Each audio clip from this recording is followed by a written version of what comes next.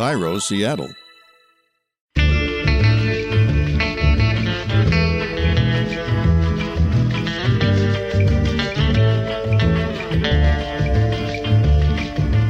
I'm Rachel Bell, and this is Your Last Meal, a show about famous people and the stories behind the foods they love most.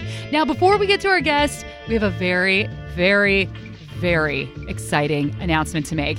Yesterday, I woke up and I knew that yesterday was the day that the James Beard Award nominations for media were going to be announced. So I pull out my phone, I'm laying in bed, and I'm checking for an email, and I'm like, oh, I didn't get an email.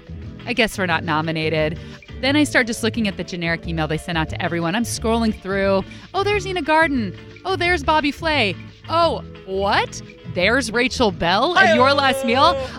I jumped out of bed. I started pacing. I called my producer here, Aaron Mason, immediately. So we have been nominated for a James Beard Award. And if you don't know what this is like the Oscars, the Grammys, the Tonys of the food world. I mentioned some big names there earlier. This is like the most exciting thing that has ever happened in my career. Yeah, this is absolutely insane. It's insane. Yes. There is no other award that would make me this excited. Like, this is the top. I've spent my entire life, literally, since I was a little kid, being obsessed with food. And I've worked in the news world for 15 years. So this podcast involves food, so it's something I'm passionate about. I've had the idea for this podcast for years. It's just really meaningful and very exciting. So Aaron and I are going to New York City, April 27th. That is when the awards are going to be announced.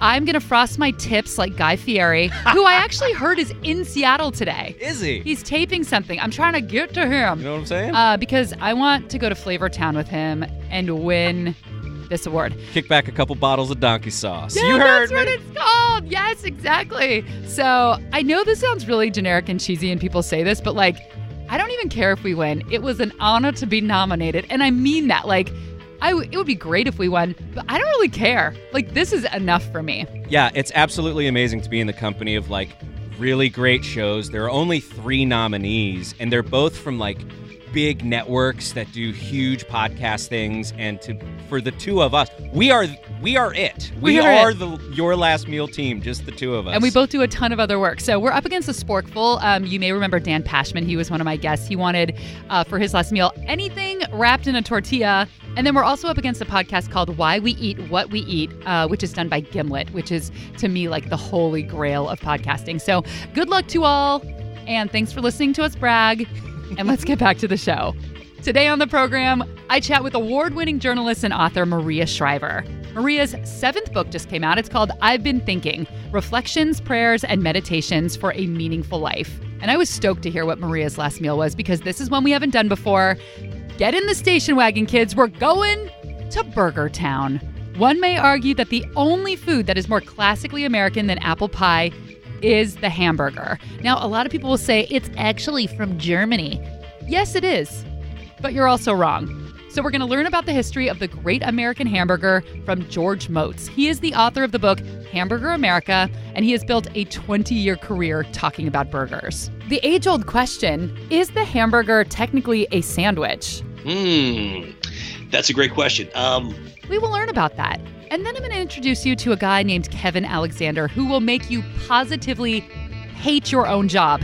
This dude is a national burger critic. He eats hamburgers for a living, and Thrillest let him travel around the U.S. for an entire year. He ate 330 burgers in 30 cities in search of the country's very best. There's nothing better than a good burger. I love going into kind of divey places with like crotchety old people at the grill. I mean, there's something kind of primal about that sizzling meat and cheese, and then the mix of like acid from the pickle and the buttered bread, and it just makes you happy. I don't know. See, I'm not even able to articulate it.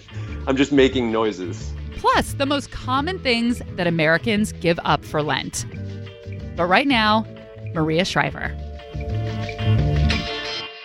All right, let's talk about food a little bit. So my podcast is called Your Last Meal, and the idea is kind of to narrow down what's most important to you. You know, it's not like about being on death row or about dying. It's like, you know, what memories or, you know, what's really special to you. So what would you choose for your last meal? Hamburger, really crispy fries, probably Ooh. some chips and guacamole. I've thought about that actually, because a lot of these things I give up every year for Lent, and food has always been a big part of my life. It's actually been a bit of a struggle in my life, right? Sugar has been a struggle for me. So every year at Lent, I give up food that's instrumental in my life. This year I decided to give up self-doubt because I gave up popcorn, which is really big to me. I gave up chips and guac, which are really big to me. But, so I have a comfort association with food. So food is big to me. Yeah, you knew hamburger right away. You answered immediately. So can you describe your ideal burger? And crispy fries, too. And I've went through a period the last kind of couple months of trying to be more vegan, more plant-based. And but I, really like a good hamburger. I really love French fries. I'm sorry. I know it's so if there's somebody out there who's like, oh, my God, that's terrible. I get it. I really love corn on the cob. I love, and I guess I associate, which is probably also not good, but I associate food with comfort. I think many of us have an emotional relationship with food. We think about when we were little. We think about, food that we grew up on and that sort of stuff. But, I like kind of just a plain, regular hamburger. Sometimes I like tomatoes on it, grass-fed. Oh, yes, of course, grass-fed. And I actually really like buns, too, I'm sorry to say. But I like it with really crispy fries. I used to like ketchup, but now I don't have ketchup anymore. So where does this burger and fries come from? I think just, when I was little, my mom served a lot of steak or, I guess hamburgers. And so I just like it. Yeah. Who makes your best burger? Do you go out to have this, or is this something that you have at home? Well, my son, Christopher, makes a really good burger. But I also, and by the way, you were asking me I'm not eating a lot of burgers. I don't have a lot of burgers. But actually last week when my book came out, I celebrated, and it went shooting up to number 1, and I celebrated with a burger and fries in my hotel. Yes. Did you get room service? I did. I got room service, and I sat there, and I was like, wow, I feel so grateful. I feel so proud of myself. I'm going to have a burger and fries. Did you eat it in bed? I ate it. No, I ate it watching the news, and that's probably not a good way to eat your burger. Well, you're a news lady because, when you get room service, there is something fun about eating in bed because you're not supposed to. Like even, Ernie and Bert got in trouble for eating in bed. Well, Ernie did. Bert didn't like it. I didn't eat in bed. I ate kind of just sitting there, was they bring it in. But I just, I think, wow, how lucky am I to actually get room service. So Maria Shriver mentioned that she often gives up food for Lent. She's given up popcorn. She's given up chips and guac. And we happen to be right smack dab in the middle of Lent right now, which is a fact that I learned by Googling because I'm a Jew and I don't know these things. So I wanted to know, what is the most common thing that Americans give up for Lent? And there's a website called openbible.info, and they track what people give up basically moment to moment. They do it through Twitter. So it's like they have some kind of computer program that scans Twitter and probably like searches for the word Lent, and they tell you what people are giving up right now. So there must be a lot of kids who are reporting because it says the number one thing right now by far that people give up for Lent is school. Where? School. I don't think it works that way. I don't either. And then number 2 is chocolate. Number 3 is Twitter. Number 4 is swearing. Number 5 is alcohol. I skimmed down the list and just pulled a couple random things. Number 15, the most popular thing to give up for Lent is sex. And number 66 is Obama. But even though school is the number one thing on the list, there are a lot of food items on this list. There's like hundreds of things. So the top category of things people give up is food. So out of the things they've collected, 62,453 tweets were about giving up food for Lent. So that's that. We're done with the Catholic portion of the episode. The rest of the time, we're going to be talking about burgers. I'm in a burger club. So that means that like about once a month we go out for burgers and then we talk about them in serious tones, what we like, what we don't like. And my mouth is watering right now. When I talk about my burger club, my mouth starts watering. So this is going to be a rough episode. This is a delicious episode. It's a juicy episode. I don't know, might be kind of a punny episode if you let us do it that way. Oh boy. So catch up with us after the break. Oh. When we reveal the history of the hamburger and the strange thing that people used to do with ketchup at burger joints during World War II. We'll be back in a flash.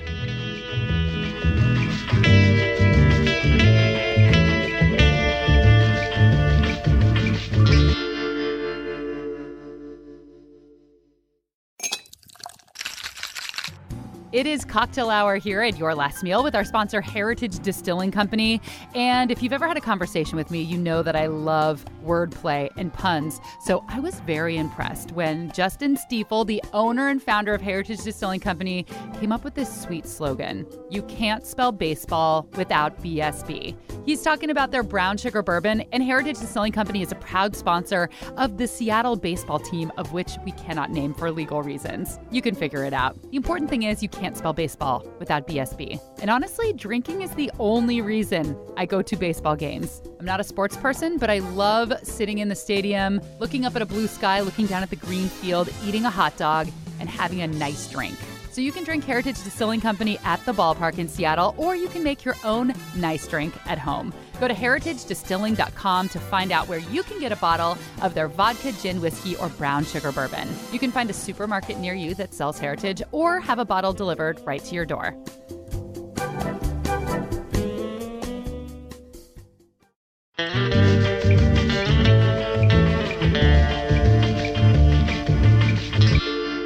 George Motz has been talking about burgers in a professional sense for nearly 20 years. He is the author of Hamburger America, which is a hamburger guidebook. It's about to come out in its 3rd edition. He also made a documentary film called Hamburger America. He was the host of a show called Burgerland on the Travel Channel, and he's the author of the Great American Burger Book Cookbook. Let's start at the very beginning and talk about the history of the hamburger, and that is a hamburger without buns when it started, correct? Well, that's correct. I mean, it came to America. I don't know how far back you want me to go. But the farthest. I want like Jesus eating a hamburger. Okay, I can go back to the Mongols in the 13th century. Want to go there? Yes, please. But apparently the Mongols and the Tartars would ride for days. They would actually take bits of mutton and put it under their saddles to tenderize it while they rode. And at the end of the day, they would have sort of tenderized mutton. Eventually, over the hundreds of years, it managed to make its way to the ports in the Baltic Sea. Made its way to Germany eventually, specifically the port of Hamburg, which you'll see where the name comes from. Over the years, it became known as the Hamburg steak. A steak done in the style of Hamburg, Germany, was chopped beef and then cooked somehow, served on a plate with onions and potatoes. So it's chopped up, and is it like smushed into a patty shape? Yeah, for the first time, it was actually smushed into a patty and then cooked over a flame or in a pan. It eventually made its way from mutton to beef, thank God. A lot of people who were trying to seek passage to America from Germany, they had to leave out of the port of Hamburg. Germans would end up in America, and they would find people selling Hamburg steak out of carts throughout Lower Manhattan. And eventually, it ended up becoming so popular that it was in the state fairs. A lot of Midwestern state fairs would have a booth you could sit down and eat with a knife and fork, and people were starting to walk by with hot dogs and portable foods like ice cream on cones. And somebody came up with the brilliant idea at some point to put the Hamburg steak onto a piece of bread. So about what time do we think that was in history? It's undocumented, but it's somewhere in the range of 1875 to 1895, that 20-year span. I like to think it was documented, but somebody wrote it in ketchup, like on a bun, and then someone ate it. So we don't have the evidence with us today. The evidence is gone. It's gone. Okay, so then people are eating this Hamburg at state fairs between bread. And then where did it go from there? Place called Louie's Lunch in New Haven, Connecticut. They say that the first technically put a Hamburg steak onto bread, but they weren't. But they do have the claim of being the oldest continually operating hamburger restaurant in America. They've been around now for 123 years, but they've had the burger on the menu for 118 years now. Wow. Do we know if that burger is the same way that they made it back then, or have they evolved it? It's actually pretty close. The only thing that's changed is that they now use, instead of using whatever bread they had around, this all predates the hamburger bun also. So now Louie's Lunch still sells the same Pepperidge Farm toast that they've been selling for decades and decades and decades. And then from there, where do we go? Well, unfortunately, bad things happened. Upton Sinclair, who wrote a book called The Jungle, it was an expose on specifically meatpacking and what was going on in meatpacking facilities, specifically in Chicago. I mean, I don't want to go into graphic detail, but there's some bad things were happening. It was unregulated. That was the problem. And this book started the thinking process towards government rules and regulation. It actually helped a lot. They attempted to take down, did a very good job with the meatpacking industry, as we all know, in the beginning of the 20th century. And all of a sudden, any kind of meat product, especially low-end meat product like hamburger, got a really bad name. It took about 2 decades for the hamburger to come back, and it was thanks to one company, it's still around, believe it or not, White Castle. White Castle actually saved the American hamburger, and I give them lots of credit for that. But that's actually the best part of the story, because it was one guy, a guy named Billy Ingram, who noticed something interesting happening. He was visiting a guy had a hamburger stand. It ended up becoming White Castle. A guy named Walt Anderson. I'm sorry if this is getting too detailed, but this is kind of exciting for me. No, I love details. No. Tell me everything. Everybody, we want more details, the better. So Billy Ingram was a real estate guy in Wichita, Kansas, and he was trying to find his next big thing, his next big idea. Billy Ingram noticed that there were kids that were buying hamburgers, then running around the corner and jumping into limousines that were heading back to the wealthy side of town. And he saw the hamburger was more popular across the American strata than he thought. And he told Walt Anderson this. He was just making burgers for wage earners and the working class people of Wichita. And he came up with the idea to clean up the hamburger's image by creating a very sturdy white structure they decided to call White Castle. It's an incredible story, because once the hamburger's popularity took off, everyone in America wanted to have a piece of this hamburger action. They would own restaurants. They would call the restaurant, White Tower and White Diamond. And if they had the word Castle or White in the name of the restaurant, they would be doing well. And so White Castle came before McDonald's then. Is that true? Oh, yeah, they predated them by 20 years. Sure. Okay. And actually, what's very important about White Castle was that they also invented a lot of the fast food things that we use today. For example, they technically invented the hamburger bun. They were the first to standardize the hamburger bun. George says the original American hamburger was actually very small. Basically, it was a slider. He said they only would use about 1.5 ounces of meat, and then they would smush it down on the grill. And then it was cooked maybe with some onions, and later on was served with a pickle, mustard, and ketchup. Ketchup came a little bit later. Mustard was really one of the original condiments on the burger. So that little tiny, almost slider of a White Castle burger, is that the original size? Yeah, that's it. I mean, if you ever come across a burger that is that small and is very simple with nothing on it, not even cheese, that actually will have in it the DNA of the original American hamburger. Do you happen to know how those condiments became associated with the burger? How did ketchup and mustard get into the burger realm? I do know. You know everything. You've been doing hamburgers for 20 years. People thought onions started out as a flavor component, but it wasn't at all. Actually, onions were introduced by places like White Castle specifically. If you pressed onions into beef, it would make the patty bigger. And they realized that by doing that, by pressing the onions into the patty, they were actually creating this incredible flavor profile accidentally, because the onions then render and caramelize and become part of the hamburger flavor. Ketchup's a different story. Ketchup was actually introduced much later, but it was introduced as a way to get kids interested in eating hamburgers. It made the burger taste a little sweeter. And there's a story about during the Depression, people used to actually go into, like if you had no money, you could walk into a hamburger joint, ask for a cup of hot water, for tea, and instead of putting tea, take a ketchup bottle and squeeze some ketchup in and make yourself some tomato soup. Ooh.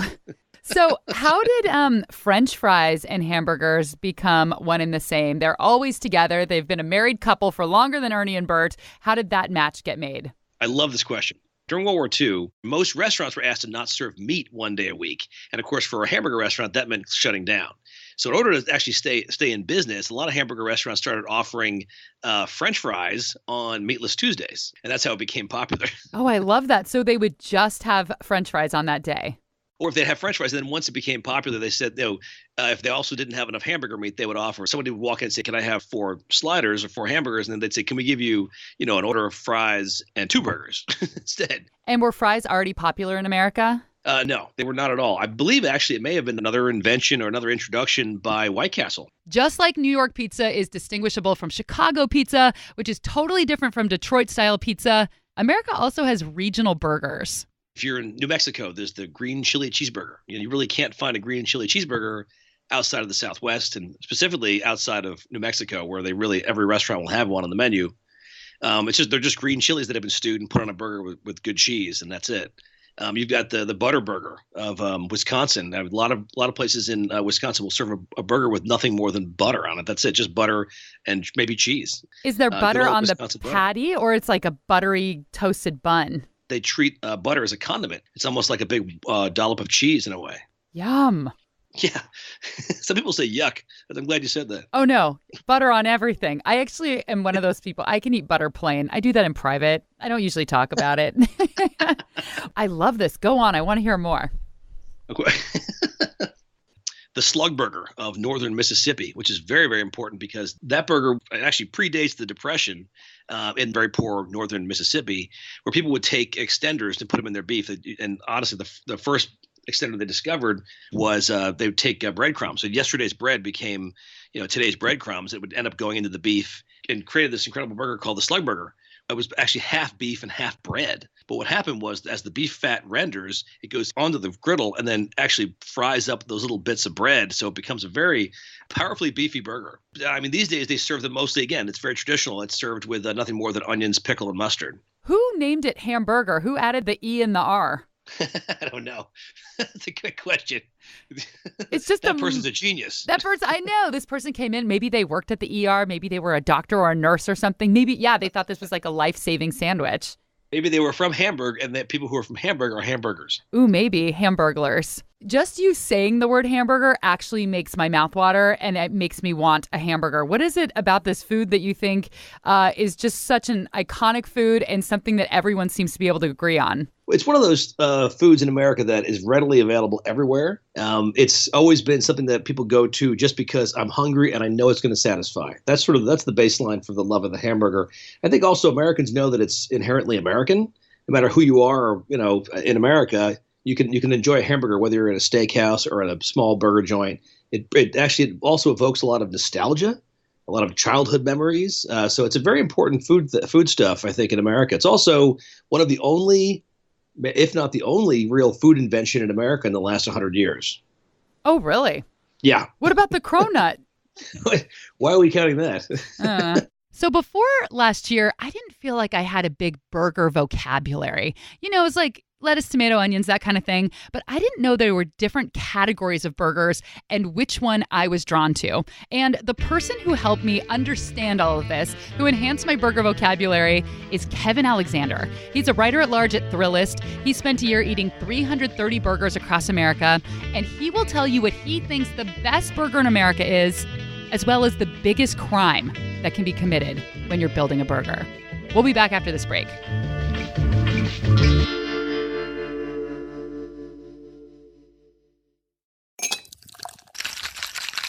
It is cocktail hour with our sponsor, Heritage Distilling Company, a family business based out of Gig Harbor, Washington. And as more and more people become whiskey savvy, distilleries like Heritage are stepping up their game, and they're doing things as local as possible. So for Heritage Distilling Company's whiskeys and bourbons, they use corn and wheat that comes from Eastern Washington family farms like Scrupps in Odessa. And the rye they use for bottles like Dual Barrel Old Fashioned Ready Rye comes from Vancouver, Washington. So if you find yourself in Washington or Oregon, I highly recommend you visit one of Heritage's tasting rooms in Roslyn, Gig Harbor, and Eugene. You can take a tour, you can see how the spirits are made, join the Cask Club, and taste vodkas, gins, and whiskeys to your heart's content. Oh, and the brown sugar bourbon, which is the most popular spirit that Heritage Distilling Company makes. To find a store that carries Heritage or to get a bottle delivered right to your door, go to heritagedistilling.com.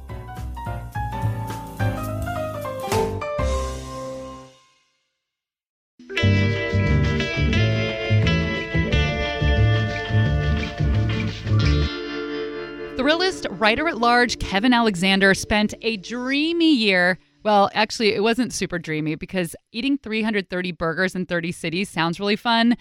It's a little tough on the gut. For example, when he was in Seattle, he ate 14 burgers in one day. Oh. How does it work with palate fatigue? Because if you are eating a dozen burgers, say, in about 24 hours, can the last burger of the day compete with the first burger of the day? That's a great question. I would only eat 3 to 4 bites of each burger. I usually would try not to eat more than 8 burgers in a day, which I know sounds crazy when you say it out loud, but I tried to not be too full, but it's true. You get to the last places and you're sort of like, oh my God, I never want to see another burger again. And there were times where I literally thought I was going to throw up. And one time in Cleveland where I actually did, but I got to a point as a professional where you just recognized when a burger was great, regardless of how full you were. But I definitely still felt like I wanted to die most of the time. So Kevin crafted a list of the top 100 burgers in America. But of course, this is just Kevin's opinion. People read these lists. They're like, this is the best burger. Well, not if you don't have the same taste in burgers as Kevin does. And a few years ago, I figured out how a restaurant critic actually works in society. So here at Cairo Radio, where I work, one of my buddies, one of my favorite coworkers is Tom Tangney. He is our movie critic. And Tom and I are in sync about 90% of the time on films. And so I finally realized, Tom has the same taste as me. I need to follow and read his reviews. When I was in high school or college, I would just read any review in the paper, like, oh, they don't like it, I'm not going to go. They like it, I'm going to go. None of that matters unless you have the same taste as the person. So that's something that I figured out, the same thing with food critics. So you have to read and see if you like the same kind of food as a food critic does. Otherwise, the review is meaningless to you.